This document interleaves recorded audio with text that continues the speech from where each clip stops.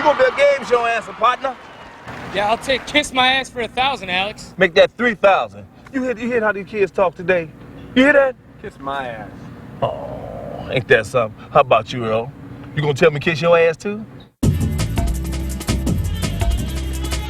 I started in the spring of 1994. I was given a spec script written by two young men who just graduated from the University of Michigan. It was called 3000 at the time. And at the time I had a partnership with Richard Gere. I read the script and I just fell in love with the concept.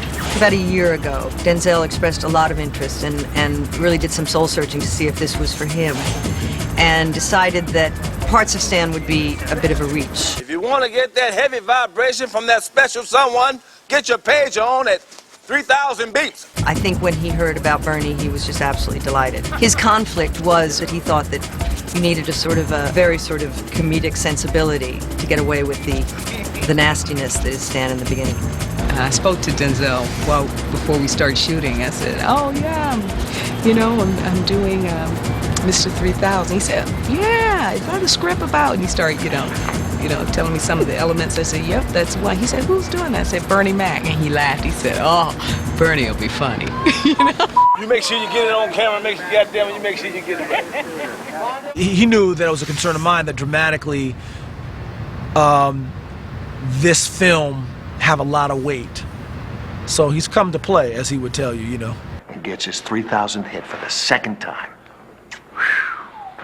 That ain't no picture, baby. That's a damn Rembrandt. I think people are going to be absolutely bowled over when they see what Bernie brings to this role. The love story works really wonderfully. He and Angela are fabulous together. Bernie has a terrific range, which I don't think people have seen yet, but they'll be seeing it in Mr. 3000. Well, thanks for sitting down with me. I said my first leading role, I wanted to do something of substance. I didn't want to do the films that I've done in the past to make me who I am. I mean, I didn't want to do Dollar Bill and all that kind of stuff because they know I can do that. Let me tell you something.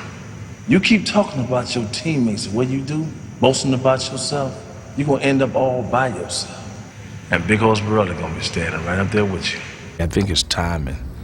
I think movies, I like to at least take my career and my style of my career and take it another notch. And that's all I try to do. Curveball. Come on, man, don't tell me.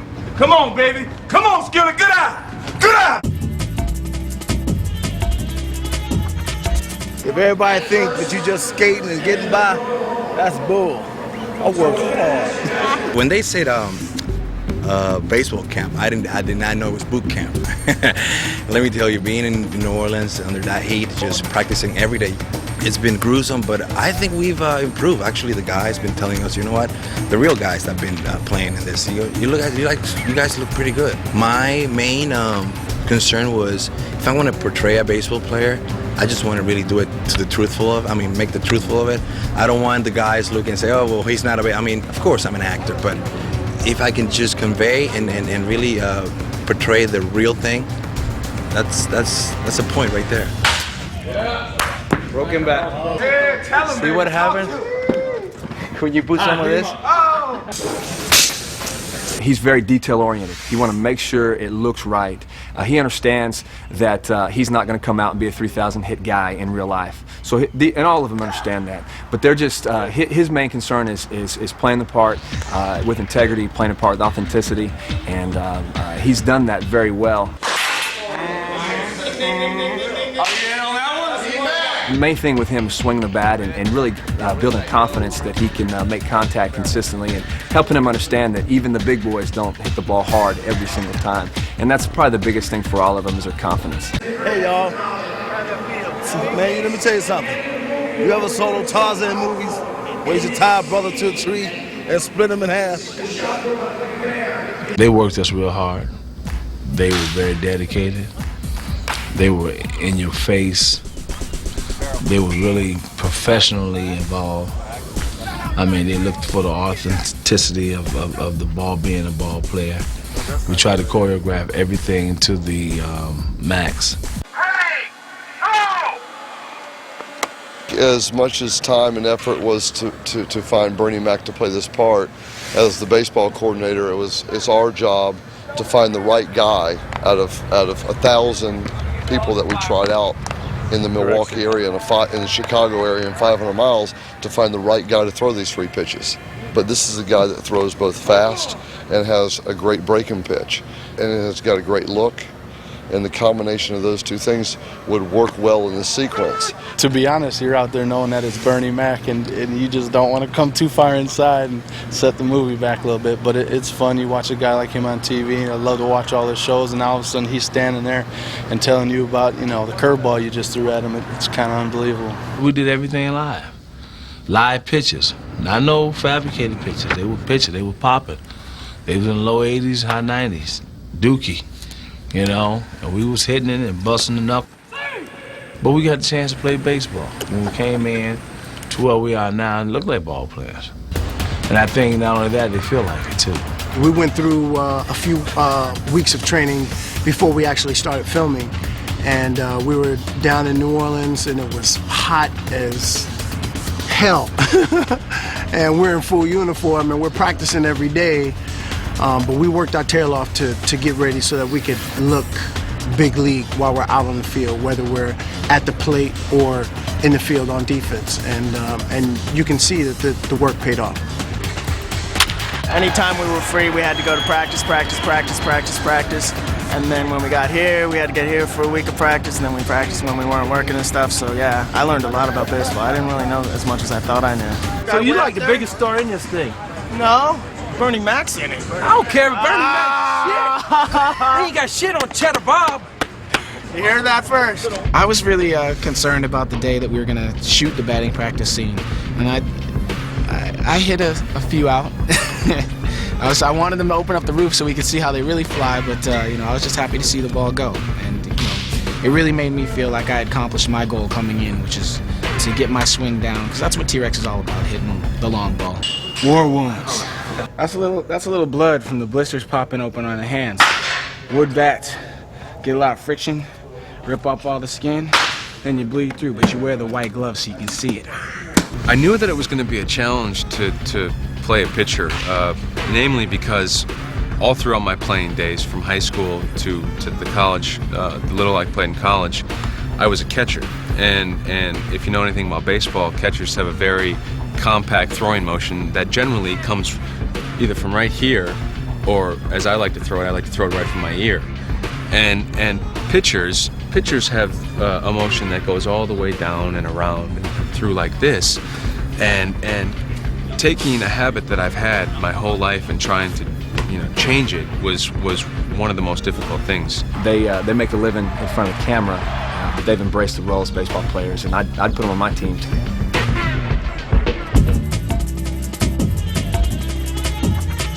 What about number 3000? What about it? Right. And then we should go back to Mike. How does the media play in the story? To me, the media is a character. What up? Welcome to Sports Center. Stuart Scott with you. We got for athletes. You getting on Sports Center on the highlights is just as important as how you contribute to the team.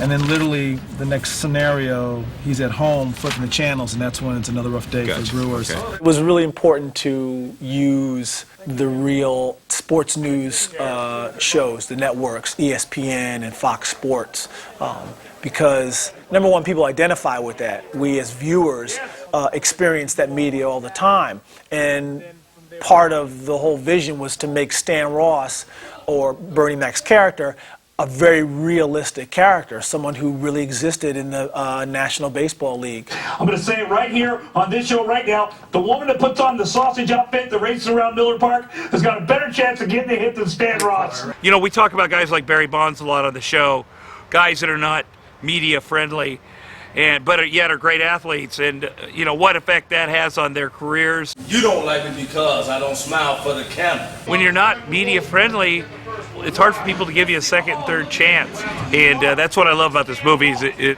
you see kind of a journey of this guy. Give him my ball. Whoa, you want to trade him something? Get in your cap or an autographed bat? I'm not trading. Hey, get back his ball, Ross! There's a second level, almost like a spotlight to be in the media, whether it's controversial or 100% positive, for an athlete to get airtime on a sports show, on a media show. And for Stan Ross, the media works both in a good way and a bad way for him. What the hell wrong with you people?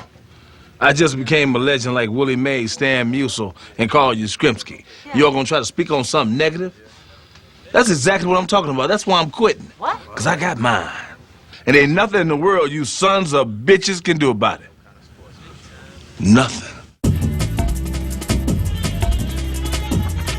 He's our leader, our fearless director, and he looks like a sausage. I just decided it was getting late, and I figured that, you know what, I'll just do it because I can move much quicker and just work things out as I'm actually in the suit. And so that's basically how it happened. He's very hardworking. He's put an enormous amount of thought into this. The heart, again, you know, of wanting to make people laugh, wanting to make people smile, is in this film. And that's part of being an entertainer. You entertain people. That's great. But his focus and my focus is the acting part.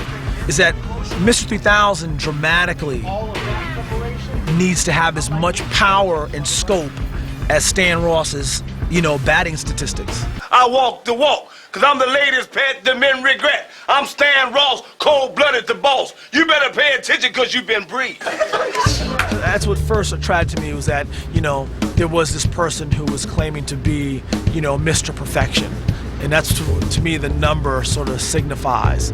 That was the quest that I wanted to go on, was finding out who was behind the Mr. 3000 facade. Who was this kid named Stanley Ross from the south side of Chicago?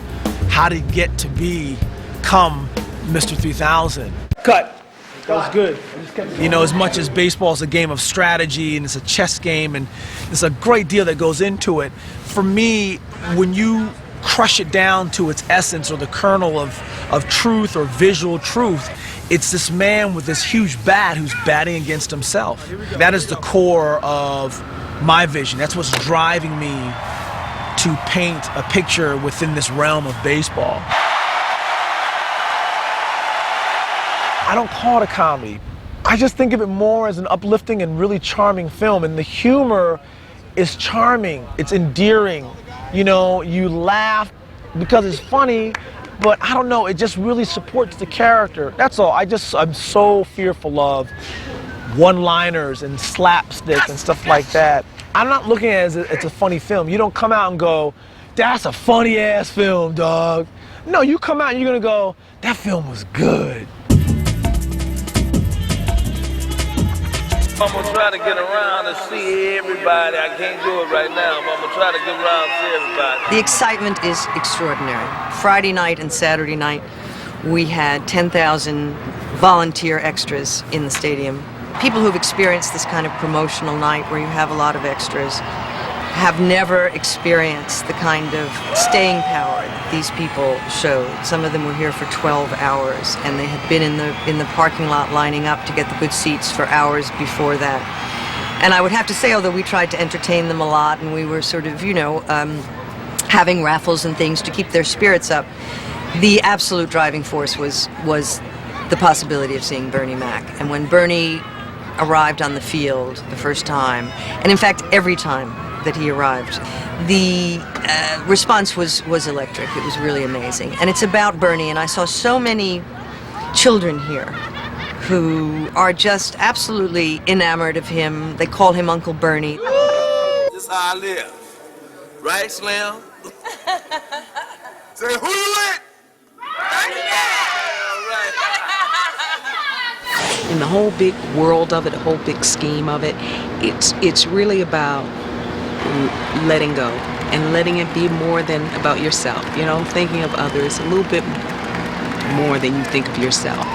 And when you do that, which is not what life tells you should do, you know, chances are you're gonna get everything you wanted and so much more added to it. Background action and action.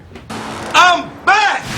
The man with the sweetest swing in the major league is back. I'm going deep every game. Want my autograph now after I make history. I got mine. Ain't nothing in the world you can do about it. You the man. I still look good. You talking to the ladies, can't the men regret.